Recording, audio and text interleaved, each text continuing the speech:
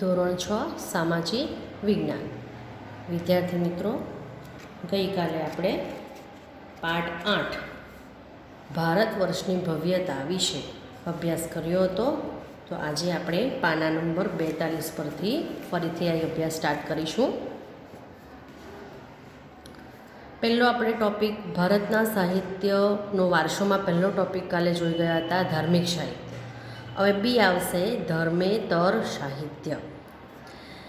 જેમની વિષય વસ્તુ ધર્મની બહાર છે તેવા સાહિત્ય ગ્રંથો ધર્મેતર સાહિત્ય તરીકે ઓળખાય છે. ટીક કરશું કે જેમની વિષય વસ્તુ ધર્મની બહાર છે તેવા સાહિત્ય ગ્રંથો ધર્મેતર સાહિત્ય તરીકે ઓળખાય છે.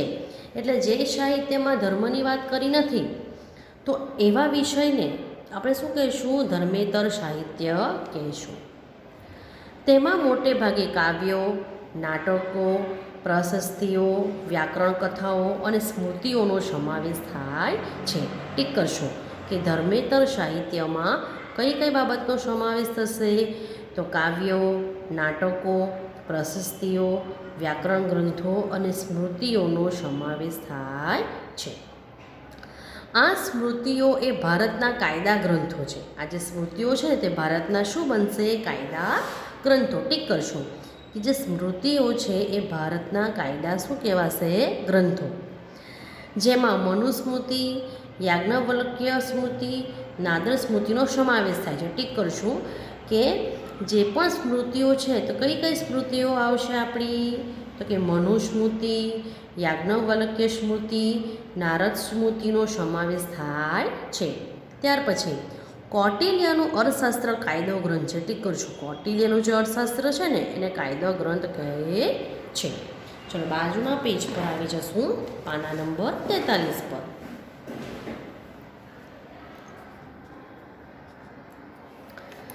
પ્રાચીન ભારતમાં મોટા પ્રમાણમાં નાટકો અને કાવ્યોની રચના થઈ છે. બરાબર, પ્રાચીન ભારતમાં ઘણા બધા મોટા પ્રમાણમાં નાટકો અને કાવ્યની શું થઈ હતી? રચના થઈ હતી. જેમાં મહાકવિ ભાસ, કાલિદાસ, શુદ્રક, ભારવી જેવા મહાન સાહિત્યકારનો શું થાય છે? એમાં સમાવેશ થાય છે. ટીક કરી લેશું લીટી કે કયા કયા નાટક અને સાહિત્યનો સમાવેશ થશે? તો મહાકવિ ભાસ, કાલિદાસ, શુદ્રક, ભારવી જેવા મહાન સાહિત્યકારનો શું થશે? એમાં સમાવેશ. આવા અગત્યના મહાકાવ્યો અને નાટકોમાં અભિજ્ઞાન શાંકુતલમ, રઘુવંશમ, મેઘદૂતમ, કિરાતાર્જુનીયમ, સ્વપ્નવાસદંતમ અને કટિકમનો સમાવેશ થાય છે. ટીક કરશું કે આમાં કયા કયા મહાકાવ્યો છે અને કયા કયા નાટકો છે? તો અભિજ્ઞાન શાંકુતલમ, રઘુવંશમ, મેઘદૂતમ, કિરાતાર્જુનીયમ, સ્વપ્નવાસવદતમ અને બીજું શું આવશે? કટિકમ વગેરેનો સમાવેશ થાય છે. દક્ષિણ ભારતમાં એક વિશિષ્ટ સાહિત્ય જેને સંગમ સાહિત્ય કહેવામાં આવે છે તેની રચના ઈસવીસનની પ્રથમ 3 સદીમાં થઈ હતી. ઠીક કરશું કે દક્ષિણ ભારતમાં એક વિશિષ્ટ સાહિત્ય છે એનું નામ શું છે? સંગમ સાહિત્ય.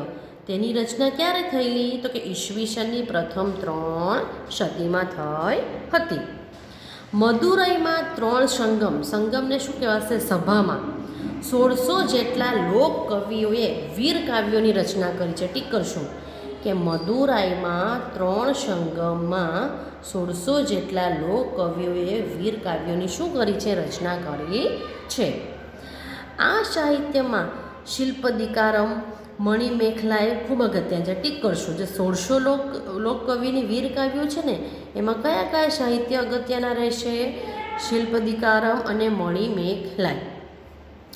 સંસ્કૃત ભાષામાં સર્વશ્રેષ્ઠ વ્યાકરણ ગ્રંથ પાણિનીનું અષ્ટાધ્યાયી છે જે ઈસવીસન પૂર્વે 5મી સદીમાં રચાયું હતું. ટીક કરશું સંસ્કૃત ભાષામાં જે સર્વશ્રેષ્ઠ વ્યાકરણ ગ્રંથ છે ને કઈ વ્યક્તિનું?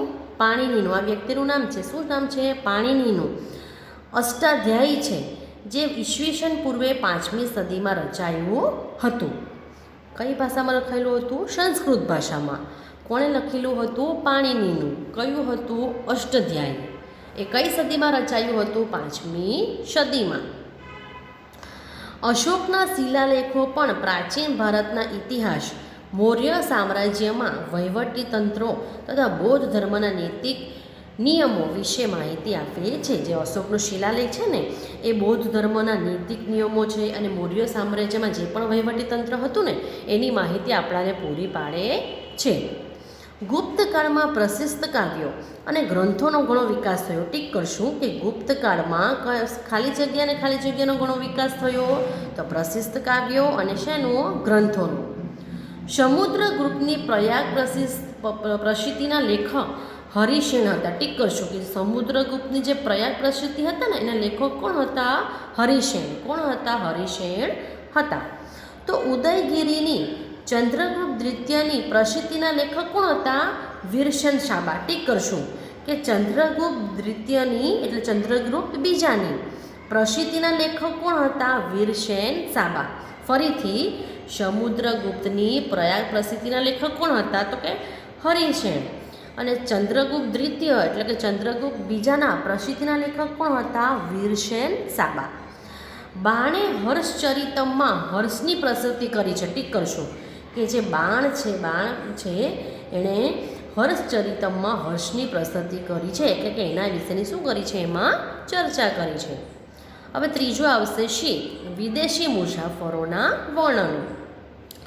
ભારતમાં સદીઓથી અનેક વિદેશી પ્રવાસીઓ આવતા રહ્યા છે. બરાબર, સદીઓથી એટલે ભારતમાં પહેલાંથી જ બીજા દેશોમાંથી આપણા દેશમાં લોકો પ્રવાસ કરવા માટે આવે છે. આપણે પણ કોઈ વખત પ્રવાસ જઈએ ને ત્યારે આપણે ઘણા બધા બહારના દેશના લોકોને આપણે જોઈએ છે ને. તો પહેલાં પણ આવા વિદેશી પ્રવાસો આપણા દેશમાં આવતા હતા, જેમણે પોતાના ભારત પ્રવાસના વર્ણો લખ્યા છે.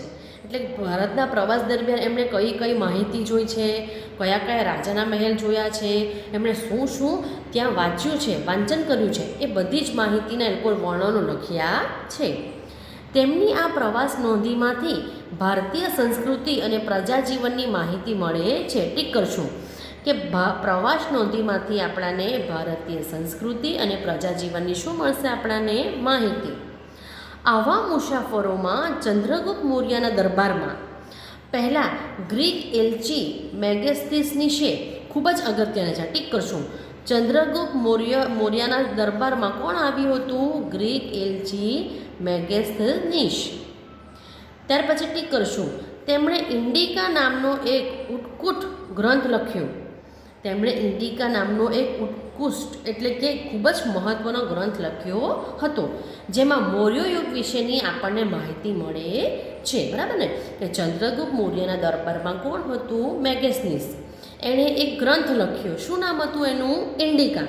હવે ઇન્ડિકા ગ્રંથમાં કોની માહિતી આપણને પ્રાપ્ત થઈ હતી? તો મૌર્ય યુગ વિશેની. કોની? મૌર્ય યુગ વિશેની. આ બે લાઈન પર તમે ટીક કરી લેશો. એ જ પ્રમાણે ગ્રીક નાવિક ટોલેમીએ ભૂગોળ વિશે લખેલા ગ્રંથોમાં ભારતના બંદરો વિશેની માહિતી મળે છે. ટીક કરશું કે ગ્રીક નાવિક ટોલેમીએ ભૂગોળ વિશે લખેલા ગ્રંથમાં ભારતના બંદરો વિશેની માહિતી મળે છે. ચંદ્રગુપ્ત દ્વિતીયના સમયમાં આવેલા ચીનના મુસાફર ફાહિયાને અને સમ્રાટ હર્ષવર્ધનના સમયમાં આવેલ ચીની મુસાફર યુએન શ્વાંગે તાત્કાલિક ભારતીય સમાજ જીવન, શાસકો અને સંસ્કૃતિનું અદ્ભુત ચિત્રણ કરેલું છે. ટીક કરી લેશું આ બંનેની ટી કે ચંદ્રગુપ્ત દ્વિતીય એટલે કોણ કહેવાશે? ચંદ્રગુપ્ત બીજો ના સમયમાં આવેલો ચીની મુસાફર શું નામ હતું એનું? ફાહિયાને. જો ચંદ્રગુપ્ત બીજાના સમયમાં ચીની મુસાફર કોણ આવેલું? તો ફાહિયા. જ્યારે સમ્રાટ હર્ષવર્ધનના સમયમાં ચીની મુસાફર કોણ આવેલું હતું? યુએન શ્વાંગે. ભારતની સમાજ જીવન, શાસકો અને સંસ્કૃતિનું અદ્ભુત ચિત્રણ કરેલું છે. ચંદ્રગુપ્ત બીજાના સમયમાં ચીની મુસાફર ફાહિયા આવ્યો હતો અને સમ્રાટ હર્ષવર્ધનના સમયમાં યુએન શાંગ આવ્યો હતો, જેણે ભારતના સમાજ જીવન, શાસકો એટલે કે રાજાઓ અને સંસ્કૃતિ, બરાબર, આપણા દેશની સંસ્કૃતિનું અદ્ભુત ચિત્રણ કરેલું છે. એટલે કે દરેક બાબતોની એમણે પોતાની નોંધમાં, બરાબર, પોતાની નોંધપોથીમાં વ્યવસ્થિત નોંધ કરી છે. વિદ્યાર્થી મિત્રો, આજે આપણે પાઠ 8માં આટલો અભ્યાસ કરીશું.